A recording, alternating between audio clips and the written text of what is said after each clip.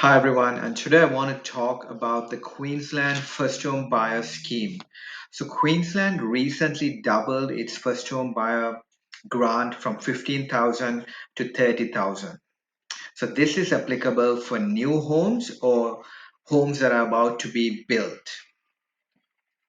So, what this means is that a first home buyer in Queensland can get 30,000 which they could use towards the deposit of that home.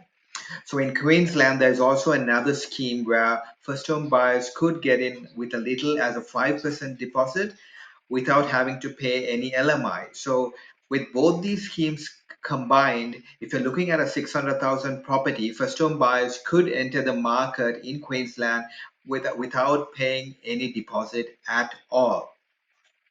So before going into how this would impact investors, I just want to talk about the first home buyer market.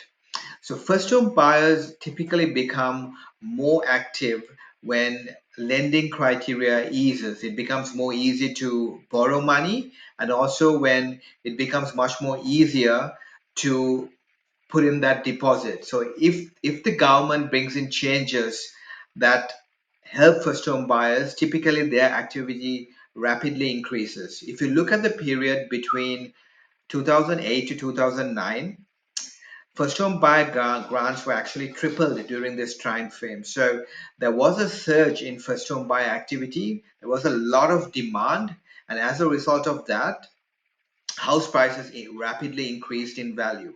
If you also look at other periods where lending criteria eased, again there was a lot of first home buyer activity, and the first home buyers are the ones who typically start off a boom in the market. So now, coming back to this scenario, that this is definitely going to help first home buyers in Queensland. And with 30,000, they can enter the market. And what this is going to mean is that there's going to be a lot of pressure for houses under the 750,000 mark. This means that first home buyers are quickly going to snap up new properties that come on the market, and that would put a lot of pressure on established houses. And therefore, properties which are in that 400, 500, 600 price range are going to move up in value. So if you're an investor, if you get into the market right now, there's a lot of chance that your property will go up in value over the next couple of years. I'm talking about prices around that 400, 500 mark. So a lot of benefits to get into Queensland right now.